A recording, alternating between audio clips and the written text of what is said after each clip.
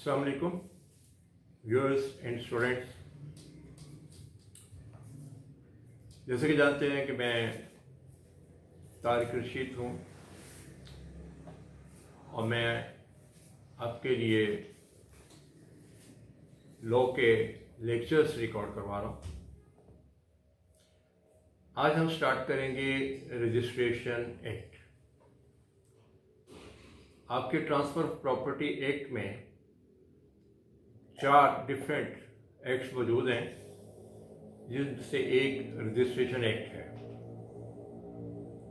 जैसे कि आप जानते हैं कि ट्रांसफ़र ऑफ प्रॉपर्टी में प्रॉपर्टी को ट्रांसफ़र किया जाता है, लैंड को एक्वायर किया जाता है और फिर इसकी जो डॉक्यूमेंटेशन है उसकी रजिस्ट्रेशन जो है वो as per the law of the country होती है। तो today we are starting registration. तो अब तो जो कीजिएगा,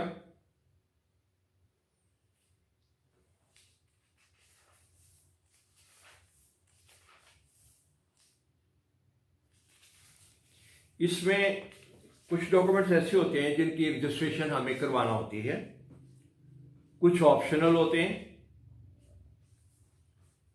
और कुछ की आप रजिस्ट्रेशन ना करवाएं, नो प्रॉब्लम। तो आज जो फर्स्ट क्वेश्चन हम लोग अटेम्प्ट करेंगे वो है, what are documents which are required to be registered compulsorily. इसका हम आंसर देखेंगे। यही क्वेश्चन डिफरेंट अंदाज में पूछा जा सकता है। जैसा कि ये 2008 में यूँ पूछा गया, section 17 of the registration act 1908 requires some documents of which registration is compulsory. Discuss. ये 2014 में भी आया। तो एक इम्पॉर्टेंट क्वेश्चन है। इसकी जो रिलेवेंट प्रोविजन है लॉ में वो है सेक्शन 17 ऑफ रजिस्ट्रेशन एक्ट। इसका जो मीनिंग्स हैं कंसाइज लॉ डिक्शनरी में वो कुछ यूँ बयान हुए हैं, something on which things are written. Document के बारे में बात हो रही है कि डॉक्यूमेंट क्या होता है, कि वो डॉक्यूमेंट जिसके ऊपर कुछ लिखा जाता है। ये तो उर्फ़ आम में सबको पता है कि जिस पे हम लिखते हैं कुछ, उस पेपर पे उसके ऊपर जो कंटेंट्स होते हैं इसको एक डॉक्यूमेंट कहा जाता है। इसके अलावा भी इसकी कुछ फॉर्म्स होती हैं। मसलन अगर कहीं कोई चीज़ कंधा की गई है, नकूश में उभारी गई है, या कोई भी ऐसी लैंग्वेज जो पढ़ी जा सके, या कोई भी ऐसे जेस्चर जो पढ़े जा सके, तो वो भी डॉक्यूमेंट के डेफिनेशन में आते हैं। अब ये हमारा टॉपिक है, documents of which registration is compulsory. इसमें सबसे पहले आता है गिफ्ट, इंस्ट्रूमेंट ऑफ गिफ्ट। तो हमारा जो लॉ है पाकिस्तान का वो ये कहता है कि जो गिफ्ट इंस्ट्रूमेंट है उसकी रजिस्ट्रेशन होनी चाहिए। लेकिन इसके साथ साथ अगर आप मुस्लिम लॉ देखें तो उसमें गिफ्ट की रजिस्ट्रेशन जो है वो ज़रूरी नहीं है।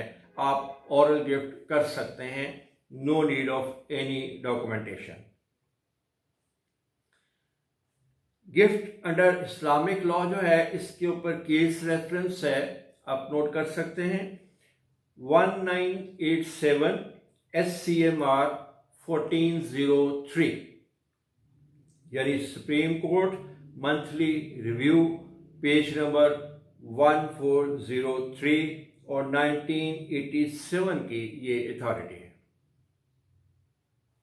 इसमें यही वो कहा गया है कि जो गिफ्ट है, इस्लामिक गिफ्ट जो है, उसकी तो रजिस्ट्रेशन ज़रूरी नहीं है, लेकिन जो आपका रजिस्ट्रेशन आपके कंट्री में आपका जो लॉ है उसमें ये आपकी एक रिक्वायरमेंट है कि आप गिफ्ट को डॉक्यूमेंट करेंगे और रजिस्टर करवाएंगे। सेकेंडली, इसके अलावा कौन कौन से ऐसे डॉक्यूमेंट्स हैं जो रजिस्टर होंगे। इस सिलसिले में इसका जो सबसेक्शन 2 है सेक्शन 17 का, ये हम इसको पढ़ते हैं, इट्स वेरी इंपॉर्टेंट। इसमें वो कहता है कि other non testamentary instruments which purport or operate to create, declare, assign, limit, or extinguish, whether in present or in future, any right, title, or interest, whether vested or contingent, of the value of 100 rupees and upwards to or in immovable property. इसको पढ़ना और समझना एक student के लिए भी बहुत ज़रूरी है लॉ के, और प्रैक्टिस में भी it's to important.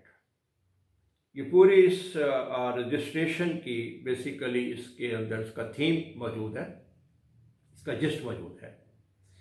Testamentary documents वो होते हैं जो वसीयत से ताल्लुक़ रखते हैं। कोई भी शख्स अपनी वसीयत करता है तो वो उसका जो डॉक्यूमेंट है वो टेस्टामेंट्री डॉक्यूमेंट है। तो कहते हैं other than testamentary documents. Testamentary documents जो हैं उनकी ज़रूरी नहीं है रजिस्ट्रेशन।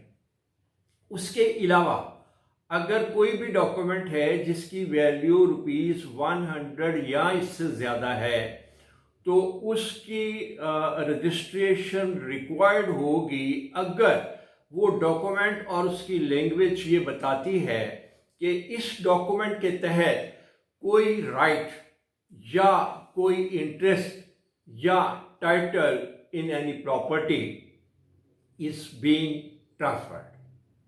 तो ये 3 वर्ड्स जो हैं ये आपके लिए बहुत ज़रूरी हैं कि आप इसको समझें। 3 वर्ड्स जो मैंने यूज़ किए हैं इनमें से एक राइट है, सेकंड इंटरेस्ट है और तीसरा टाइटल या ऑनरशिप है। किसी की प्रॉपर्टी में, किसी भी प्रॉपर्टी में ये 3 डिफरेंट सूरतें होती हैं। या तो आप उस प्रॉपर्टी में कोई राइट किसी को देते हैं, कन्वे करते हैं, या आप उसमें कोई इंटरेस्ट जो है वो किसी को देते हैं, या आप उसकी ऑनरशिप किसी को ट्रांसफ़र करते हैं। तो प्रॉपर्टी के अंदर जो चीज़ें ट्रांसफ़र होती हैं वो ये 3 हैं। जो आपको समझ में आ जाए तो सारा ये सिलसिला आपको समझ आ जाएगा, जिसमें आपकी रजिस्ट्रेशन किन डॉक्यूमेंट्स की चाहिए, राइट, इंटरेस्ट और टाइटल। इसकी एक एग्जांपल हम देख लेते हैं। जैसे आप देखते हैं कि आप घर लीज आउट करते हैं तो उसमें आप एक राइट ट्रांसफ़र करते हैं to live in the house, और जब आप उस घर को मॉर्टगेज करते हैं तो फिर आप उसके अंदर एक इंटरेस्ट जो उसका क्रिएट होता है मॉर्गेजी का, वो आप ट्रांसफ़र कर रहे होते हैं कि आप एक सर्टन टाइम तक इसी में रहेंगे और सर्टन अमाउंट आप पे करेंगे, और उसके बाद जब आप उस पेमेंट को रिटर्न करेंगे तो आप दोबारा उस घर को उसको रिडीम करवा सकते हैं। तीसरी सूरत में आप फुल प्राइस ले लेते हैं घर की और आप उस घर को ट्रांसफ़र कर देते हैं। उसके अंदर जितने भी आपके राइट्स हैं, जितना भी आपका इंटरेस्ट है, आप सब ट्रांसफ़र कर लेते हैं, कुछ बाकी नहीं रखते। ऐसी ट्रांसफ़र को एब्सोल्यूट ट्रांसफ़र कहते हैं, जिसमें आपने सारा उस घर का राइट एंड इंटरेस्ट और टाइटल ट्रांसफ़र कर दिया टू दी ट्रांसफरी, और इस तरीके से आपने उसकी ऑनरशिप जो है वो उसको कन्वे कर दी। अब यहाँ पे वो ये कह रहा है कि अगर कोई डॉक्यूमेंट जो आपने लिखा है वो डॉक्यूमेंट ये कह रहा है कि आप इसके ज़रिए से कोई राइट ट्रांसफ़र कर रहे हैं, या आप इसके ज़रिए से कोई इंटरेस्ट किसी प्रॉपर्टी में ट्रांसफ़र कर रहे हैं, या आप इसकी ऑनरशिप ही को ट्रांसफ़र कर रहे हैं, तो ऐसी कोई भी सूरत होगी और उसकी वैल्यू अगर 100 रुपये और या इससे ज़्यादा है तो ये रजिस्टर होगा। तो ये इसका नटशेल है। आपको इसको मैंने ब्रीफ कर दिया कि ये नॉन टेस्टामेंट्री डॉक्यूमेंट्स हैं, और इनकी अगर ट्रांसफ़र करते हैं आप इसमें ये राइट वगैरह, तो आप रजिस्ट्रेशन करवाते हैं। उसके बाद वो कहता है इंस्ट्रूमेंट्स रिलेटिंग टू रिसीट्स। अब एक होता है रिसीविंग ऑफ सम मनी। अगर इस तरह की कोई रसीदात हैं तो वो एक डिफरेंट चीज़ है, वो हमारी रोज़मर्रा ज़िंदगी में बनती है, उसकी हम रजिस्ट्रेशन नहीं करवाते हैं। लेकिन अगर कोई ऐसी रिसीविंग है जिसके ऊपर कोई इंस्ट्रूमेंट लिखा जाता है और वो इंस्ट्रूमेंट फिर बताता है कि इसके ज़रिए से कोई राइट ट्रांसफर हुआ है या इसमें कोई इंटरेस्ट ट्रांसफर हुआ है या इसमें कोई ऑनरशिप जो है वो ट्रांसफर हुई है, तो अगेन इस तरह के इंस्ट्रूमेंट्स भी, उनकी भी रजिस्ट्रेशन की रिक्वायरमेंट मौजूद है। गोया सिंपल रिसीट्स नहीं और ना ही कोई ऐसा डॉक्यूमेंट जिसको ऑलरेडी रजिस्टर हो चुका हो, उसकी रिसीविंग को अगर कोई इंस्ट्रूमेंट बयान कर रहा है तो उसकी भी रजिस्ट्रेशन जरूरी नहीं होगी, क्योंकि ऑलरेडी डॉक्यूमेंट रजिस्टर्ड है। फॉर एग्जांपल, अगर गिफ्ट रजिस्टर्ड है तो गिफ्ट रिलेटेड अगर कोई और डॉक्यूमेंट होगा, या कोई घर है उसके बारे में ऑलरेडी एक डॉक्यूमेंट रजिस्टर हो चुका है, तो फिर आप उसका कोई इंस्ट्रूमेंट नया बनता है तो उसकी रजिस्ट्रेशन नहीं चाहिए होगी। लेकिन जब कोई इंस्ट्रूमेंट इंडिपेंडेंटली कोई राइट या कोई इंटरेस्ट या कोई ऑनरशिप ट्रांसफर कर रहा है, तो इन दैट केस उसकी रजिस्ट्रेशन होगी। Then we have lease deed. आपने देखा कि लीज डीड बनाए जाते हैं। लीज डीड में किसी ने कोई बिल्डिंग जो है वो लीज पे दी, कोई प्रॉपर्टी लीज पे दी, कोई लैंड लीज पे दी, तो ऐसी सूरत में उसका लीज डीड बनता है। लीज डीड जो है लैंड में हो तो उसका टेन्योर ज्यादा होता है, घरों में हो तो आमतौर पे माहाना रेंट के ऊपर होता है। तो वो अगर रेंट की बात करें तो अगर ये 1 साल का या इससे कम, एक साल या इससे ज्यादा का डीड है, लीज डीड, तो इसकी भी रजिस्ट्रेशन चाहिए होगी as per law. Simple is कि 1 साल या इससे ज्यादा का कोई लीज डीड है तो उसकी भी रजिस्ट्रेशन चाहिए होगी। Next we have instrument relating to decree and order. Court कोई ऑर्डर जारी करती है, कोई डिक्री जारी करती है, तो ऐसी डिग्री से रिलेटेड अगर कोई इंस्ट्रूमेंट है, डिग्री खुद नहीं, डिग्री से रिलेटेड कोई इंस्ट्रूमेंट है, उस ऑर्डर से रिलेटेड कोई इंस्ट्रूमेंट है, और उस इंस्ट्रूमेंट में अगेन ये कहा गया है कि कोई राइट, कोई इंटरेस्ट या कोई ऑनरशिप ट्रांसफर हो रही है, तो that is also required to be registered. इसके अलावा कुछ और इंस्ट्रूमेंट्स हैं, other instruments, documents. Following are the documents which should also be registered. वो कौन कौन से हैं? मॉर्टगेज डीड है, यानी मॉर्टगेज किया प्रॉपर्टी को, उसका जो डीड बना, that is required to be registered. Dower deed है, डावरी दी गई, उसका कोई डॉक्यूमेंट बना है, that is required to be registered.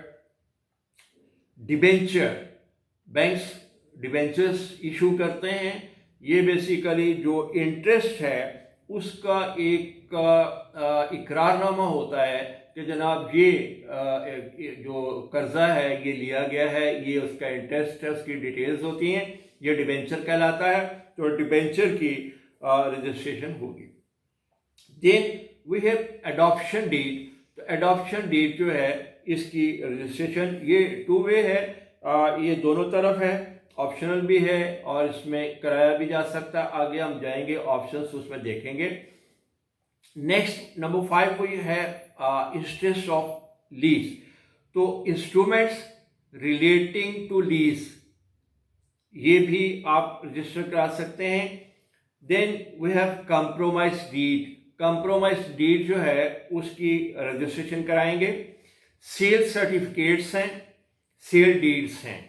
तो ये टोटल 8 डिफरेंट इंस्ट्रूमेंट्स और डीड्स हैं जिनकी रजिस्ट्रेशन आप कराएंगे। अब हम देखते हैं कि इसका स्कोप क्या है।